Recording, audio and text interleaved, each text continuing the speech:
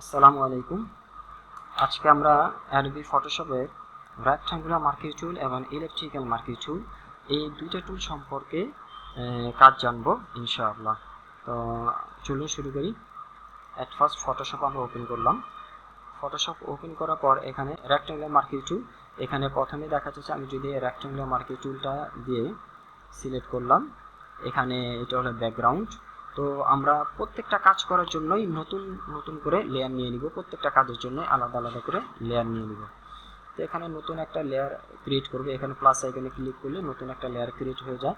বা আমি পূর্বের ভিডিওতে বলেছি যে নতুন লেয়ার ক্রিয়েট করার জন্য শর্টকাট হলো কিবোর্ড থেকে কন্ট্রোল শিফট অল্টার এন। আচ্ছা, আমি কিবোর্ডে কিবোর্ডটা চালু করে নিই যাতে আপনাদের বুঝতে সহজ হয় আর কি। হ্যাঁ,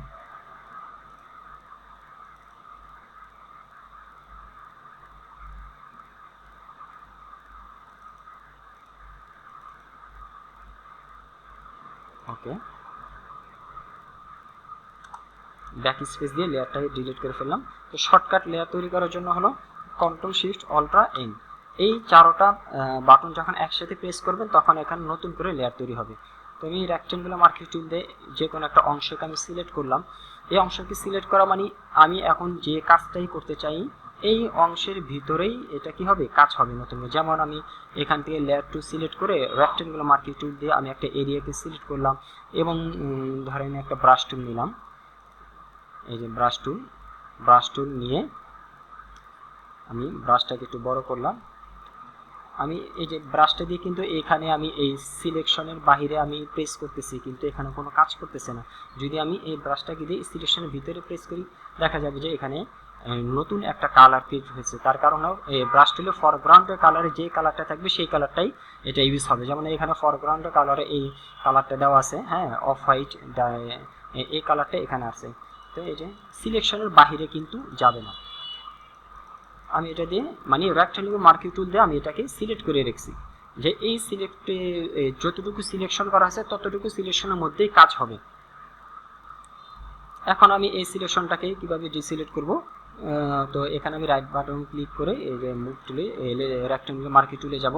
যেহেতু আমি এটাকে ডিসিলেক্ট করব, এই মার্কিং টুলে গিয়ে কিবোর্ড থেকে রাইট বাটন ক্লিক করে এখানে আপনি ডিসিলেক্ট করে দিতে পারেন, ডিসিলেক্ট। ওকে, তাহলে এটা ডিসিলেক্ট হয়ে যাবে এবং এইটুকু কাজকে আপনি আলাদাভাবে কি করতে পারবেন, মুভ করতে পারবেন। এখন যদি আপনি লেয়ারের উপরে না কাজ করতেন, যেহেতু লেয়ারটা আমি কেন নিলাম, এখন যদি আমি রেক্ট্যাঙ্গুলার মার্কিং টুল আমি সিলেক্ট করে ব্রাশ টুল নিলাম, ব্রাশ টুল নিয়ে আমি একটা কাজ করলাম। ওকে, কাজ করে এখান থেকে আবার রেক্ট্যাঙ্গুলার মার্কিং টুলে ক্লিক করে রাইট বাটন ক্লিক করে এখানে আমি ডিসিলেক্ট করে দিলাম। ডিসিলেক্ট কিন্তু আমরা কিবোর্ড থেকে শর্টকাটও করতে পারি। সেটা কিভাবে, আমি কন্ট্রোল জেড দিয়ে পিছনে গেলাম, যাওয়ার পরবর্তীতে কিবোর্ড থেকে কন্ট্রোল ডি, কিবোর্ড থেকে ফটোশপে কিবোর্ড থেকে কন্ট্রোল ডি দিলে ডিসিলেক্ট হয়, কন্ট্রোল ডি। ওকে, ডিসিলেক্ট। এখন আপনি যদি চান এইটুকু কাজকে মুভ করবেন সেটা কিন্তু পারবেন না, কারণ এখানে একটা মেসেজ আসবে যে যেটা হলে এটা আপনি ব্যাকগ্রাউন্ডের উপরে কাজ করছেন। তো আমরা কখনোই লেয়ার ছাড়া কাজ করব না, এই কারণে এটা মুভ করা যেতেছে না। কারণ কি, এখানে কোনো লেয়ার নেই, যে কাজটা আমরা করেছি সেটা ব্যাকগ্রাউন্ডের উপরে করেছি। তো আমরা পিছনে চলে যাই। ওকে, নতুন করে লেয়ার নিব কিভাবে, shortcut control shift alter N press করলেই নতুন একটা লেয়ার তৈরি হয়ে যাবে। তো আমি রেক্ট্যাঙ্গুলার মার্কিং টুল সিলেক্ট করলাম। এখানে এটা হলো এখানে পরেরটা দেখেন, যদি আমি পরের এটা হলো আপনার ইউনাইটেড বা অ্যাড লেয়ার, অ্যাড সিলেকশন এটা। আর এটা হলো আপনার সাবট্রাক্ট সিলেকশন, মানে সিলেকশনটাকে সাবট্রাক্ট করবে, আর এটা হলো ইন্টারসেক্ট করবে আর কি। হ্যাঁ,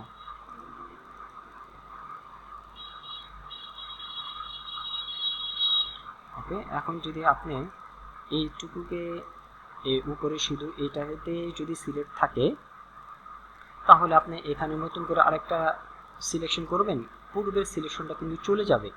এখানে আবার সিলেকশন করেন, এখানে সিলেকশনটা কিন্তু চলে গেছে, কারণ আপনি এখানে সিঙ্গেল একটা সিলেকশনে, এটা নিউ সিলেকশনে শুধু এখানে সিলেক্ট করা, এই কারণে আপনি মানে প্রত্যেক সিলেকশনে নতুন নতুন করে সিলেকশন হবে, কোনোটার সাথে অ্যাড হবে না। কেমন, এই হলো এটার কাজ। যদি আপনার এই রেক্ট্যাঙ্গুলার মার্কিং টুল সিলেক্ট করার পর এখানে অপশনটা যদি এখানে থাকে, এটা মানে অ্যাড সিলেকশন, কেমন, অ্যাড সিলেকশন যদি আপনি দেন তাহলে এখানে আবার আরেকটা সিলেক্ট করেন, মানে প্রত্যেকটা সিলেক্ট এখন থাকবে, অ্যাড হবে। যেমন এখানে আমি আবার সিলেক্ট করতে পারলাম, এখানে আবার সিলেক্ট করতে পারলাম, মানে প্রত্যেকটা সিলেকশনই থাকবে। প্রথমটাতে কোনো সিলেকশন থাকতো না, প্রতিবারে নতুন সিলেকশন হতো।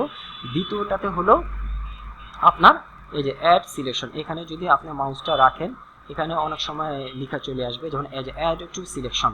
তো এটা মানে আপনি প্রত্যেকবারই আপনি নতুন করে সিলেকশন অ্যাড হবে। এখন আপনি যদি চান উপর দিয়ে সম্পূর্ণ একটা বড় রেখা টানবেন, দেখবেন এই রেখাটা সম্পূর্ণ কিন্তু অন্যান্য আগের সিলেকশনের সাথে অ্যাড হয়ে গেছে আর কি। হ্যাঁ, আর তারপরেরটা হলো আপনার সাবট্রাক্ট ফ্রম সিলেকশন, মানে এটাকে সাবট্রাক্ট করে দিবে।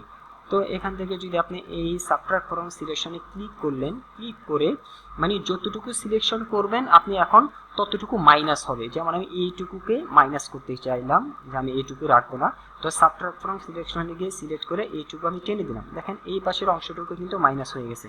হ্যাঁ, তার কারণ এখানে আমারটা সাবট্রাক্ট ফ্রম সিলেকশনে সিলেক্ট করা আছে। তো আমরা চাইলে এখান থেকেও মাইনাস করে দিতে পারি, এই আপনি মাইনাস করে দিলাম। তারপরেরটা হলো ইন্টারসেক্ট। হ্যাঁ, এটা হলো মানে আপনি যতটুকু পূর্বের সিলেকশন থাকবে নতুন করে আপনি এটা দ্বারা সিলেকশন করলে পূর্বের যতটুকু ছিল ততটুকু চলে যাবে, নতুন করে যতটুকু আছে ততটুকুই আপনি থাকবে। যেমন আমি যদি এইখান থেকে এই সিলেকশন করলাম, এখন দেখা যাবে যে আমার দোনো পাশের যে অংশটা সিলেক্ট করা আছে ততটুকুই থাকবে, আর বাইরের যে সিলেকশনগুলো এগুলো চলে যাবে।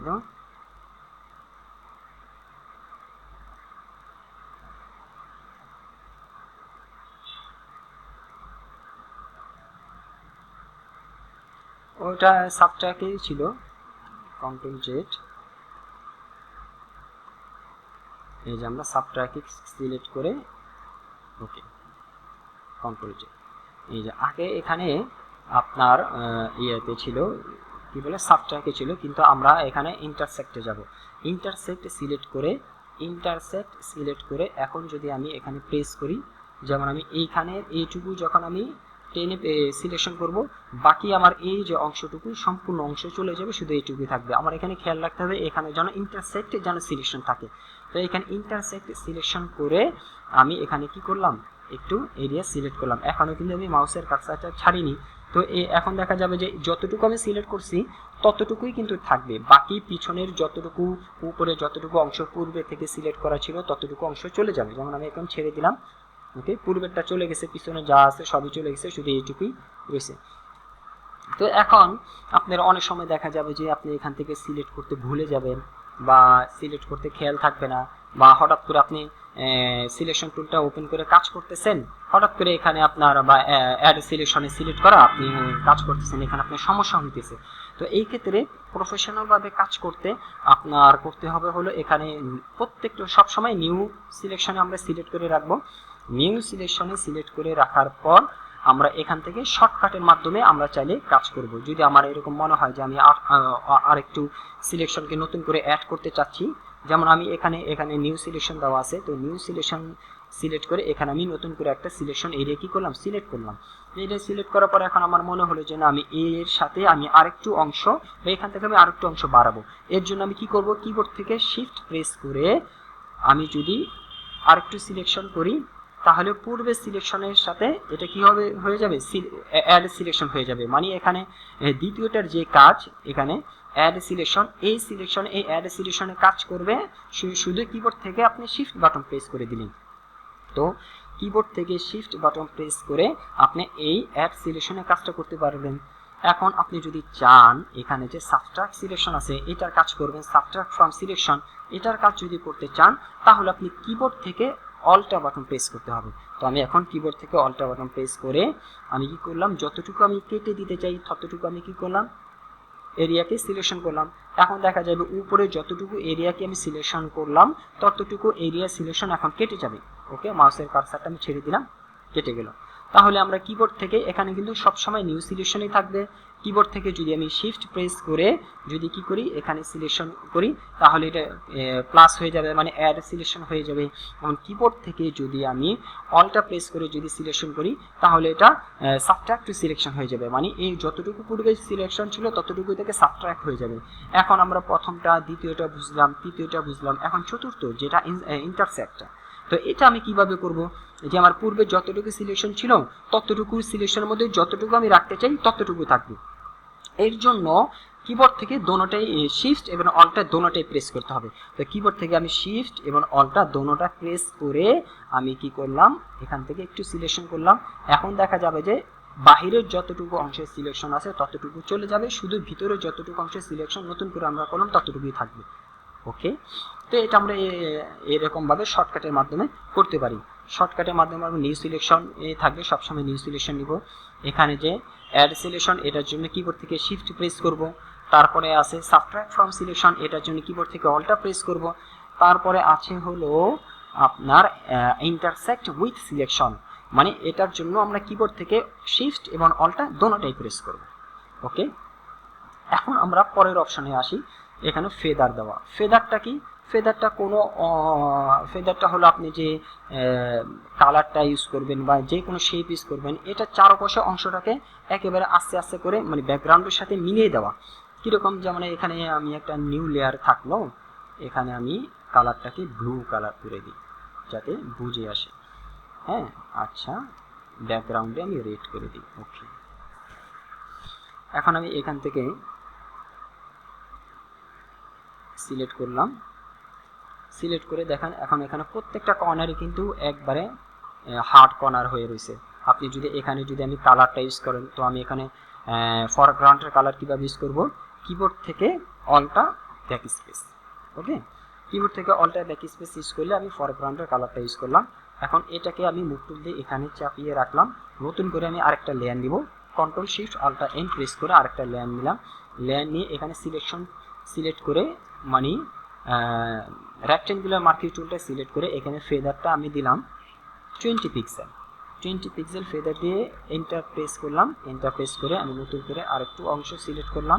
এখন এই অংশটুকুর মধ্যে দেখবেন চারপাশের কর্নারগুলো রাউন্ডের মতো হয়ে গেছে। আসলে এটা রাউন্ড না, এটা চারপাশে মানে এক ধরনের সফটের মতো হয়ে যাবে আর কি। যদি আমি এখন কালারটা ইউজ করি তাহলে আরও বেশি বুঝে আসবে। এই রাউন্ড হওয়ার কারণ হলো এখানে মানে সফট হয়ে গেছে চারো কোণাগুলো। এইখানে আপনি ফেদার দেওয়ার কারণে এই কর্নারগুলো এরকম হয়েছে, কারণ আমরা তো এখান থেকে তো রাউন্ড করে নেওয়া হয় নাই, এখানে রেক্টেঙ্গুলার মার্কিং টুলে নেওয়া হয়েছে পূর্বে, এটাতেই আমি এই লেয়ারে এই কাজটা করা হয়েছে। এখন যেটা এখানেই আপনি এটা সিলেকশন থাকাকালীন অবস্থায় অল্টা ব্যাক স্পেস দেন, তাহলে দেখেন এখানে দুইটার মধ্যে দুইটা পার্থক্য। এটা আমি 20 পিক্সেল ফেদার দেওয়ার কারণে এই অবস্থা হয়েছে, আর এটাতে কোনো ফেদার ছিল না, 0 পিক্সেল ছিল ফেদার, তার কারণে এই অবস্থা হয়েছে। হ্যাঁ, এটা হলো ফেদারের কাজ।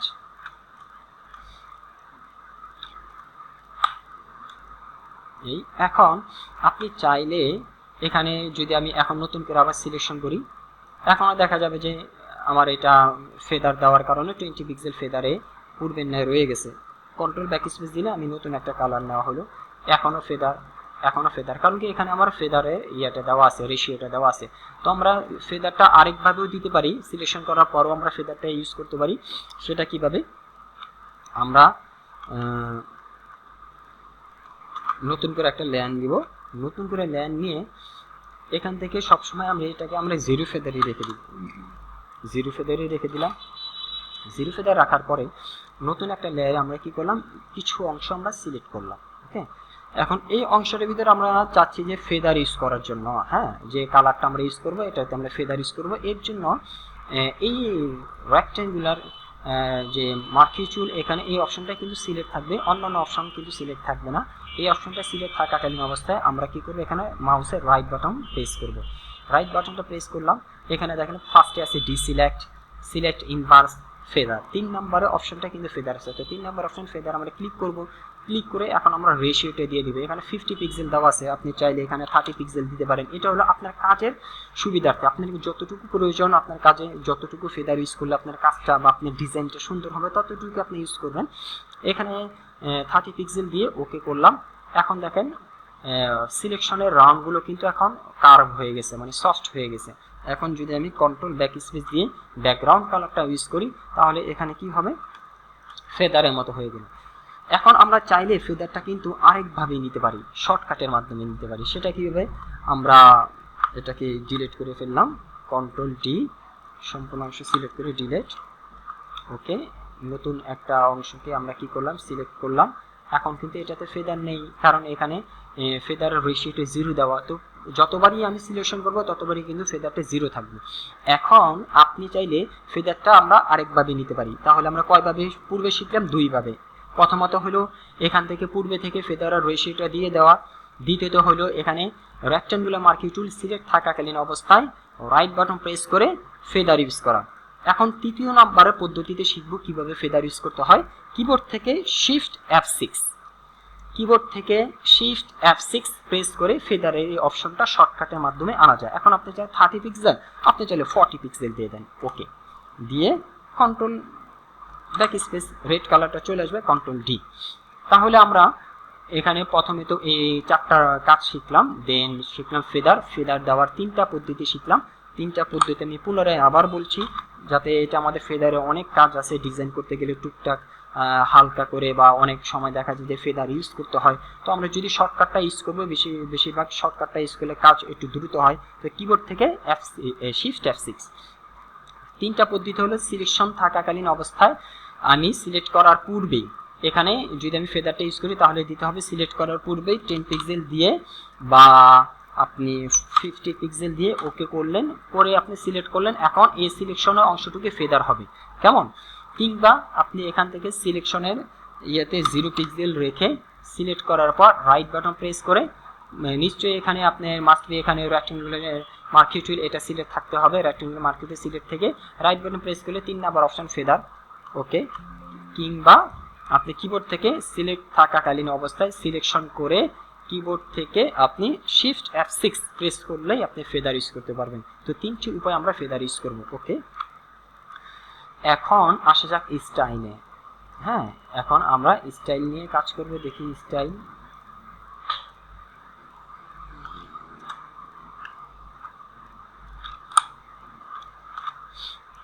স্টাইলে এখানে নরমাল আছে। নরমাল মানে আপনি ফ্রি হ্যান্ড ভাবে ইউজ করতে পারবেন, প্রত্যেকটা শেপকেই আপনি কি করতে পারবেন, ফ্রি ভাবে। মানে আপনি উইথ যতটুকু চাচ্ছেন এটাও আপনি কাস্টম ভাবে আপনি মাউস ধরে ইউজ করতে পারছেন, হাইট যতটুকু চাচ্ছেন ততটুকু হইতেছে।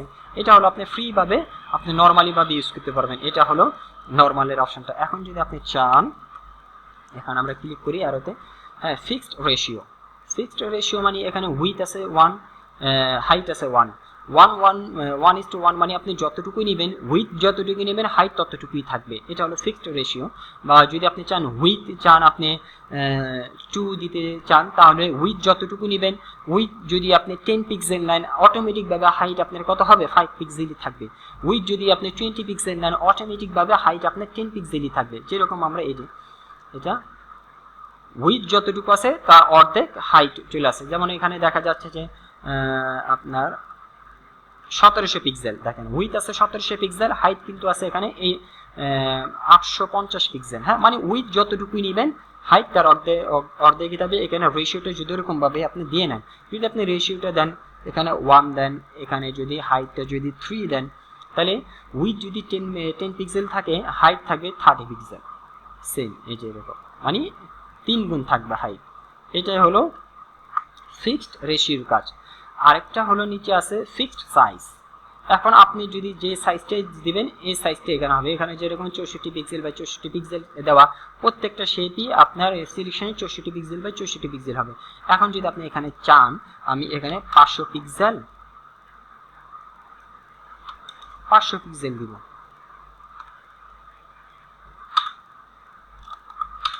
ওকে।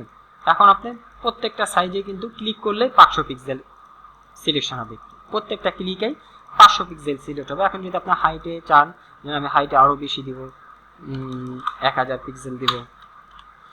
এখন ক্লিক করলেই হাইট থাকবে 1000 পিক্সেল এবং উইথ থাকবে 500 পিক্সেল। এটা হলো এই 3টার কাজ, ওকে।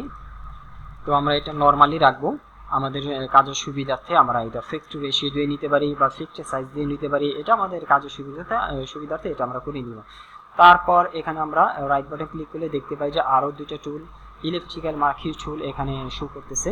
হ্যাঁ, এখানে ইলেকট্রিক্যাল মার্কিং টুল আমি সিলেক্ট করলাম। সিলেক্ট করে ইলেকট্রিক্যাল মার্কিং টুল রাউন্ড ইলেকট্রিক্যাল টুলের মতো, এই যে রাউন্ড আপনি এখন ফ্রিভাবে নিতেছেন যদি কিবোর্ড থেকে আপনি শিফট প্রেস করেন, ওকে। তাহলে কি হলো, এটা রাউন্ড, উইথ যা হাইটও তা, এরকম ভাবে রাউন্ড হলো আর কি। কন্ট্রোল ব্যাক স্পেস, এখানে আমি কন্ট্রোল টি দিলাম, টি দিয়ে আমি কি করলাম, এটাকে একটু ছোট করে নিলাম, কন্ট্রোল ডি, ডিসিলেক্ট। ওকে, এটা রাউন্ড ভাবে তৈরি হলো, কেমন। এখন আপনি বলতে পারেন এখানে আরো দুইটা টুল ছিল যেগুলো আরো দুইটা টুল ছিল, হ্যাঁ, এই দুইটা টুল কোথায়, এর জন্য আপনি হতে পারে এটা নতুন আমরা ফটোগ্রাফি নেওয়ার কারণে এরকম হইতে পারে। তো আপনি এখানে ওয়ার্কস্পেসে যাবেন, ওয়ার্কস্পেসে গিয়ে এনে পেইন্টিংয়ে গিয়ে দেখেন। ওকে, পেইন্টিংয়ে গিয়ে যাওয়ার পর আরও অন্যান্য অনেক সময় টুল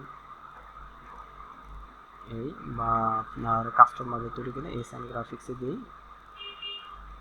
এখানে দেখবেন সিঙ্গেল রো মার্কিং টুল এবং সিঙ্গেল কলাম মার্কিং টুল। হ্যাঁ, তো এটা আপনি এখান থেকে আপনি ইয়েটা চেঞ্জ করে নিতে পারেন, graphic and web, motion, painting, photography, যে যে কাজ করবেন এখান থেকে সিলেক্ট করে আপনার ওই রিলেটেড টুলগুলো আসবে, আপনার কাস্টমভাবে এগুলোকে সাজাতে পারেন, সমস্যা নেই। এখন আমরা ইলেকট্রিক্যাল মার্কিং টুলের সেম রেক্ট্যাঙ্গুলার মার্কিং টুলের মতোই সেম কাজ। হ্যাঁ,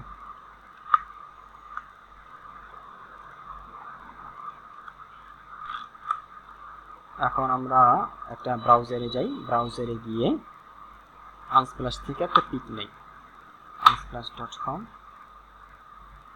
এখানে লিখে দিই নেচার,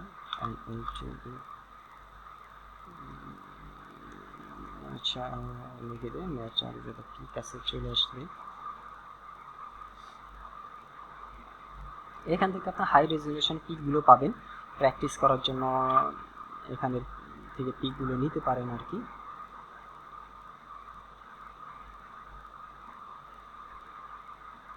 নেটটা একটু স্লো কাজ করতেছে, যার কারণে এই অবস্থা।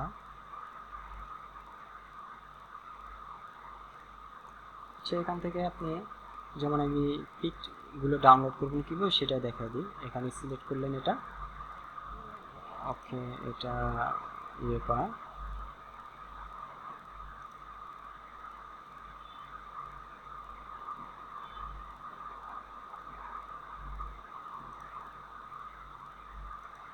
পিকটা ধরি, এখান থেকে যে ডাউনলোড ফ্রি, এখানে অনেকগুলো ফাইল আপনি ফ্রিভাবে ডাউনলোড করতে পারবেন।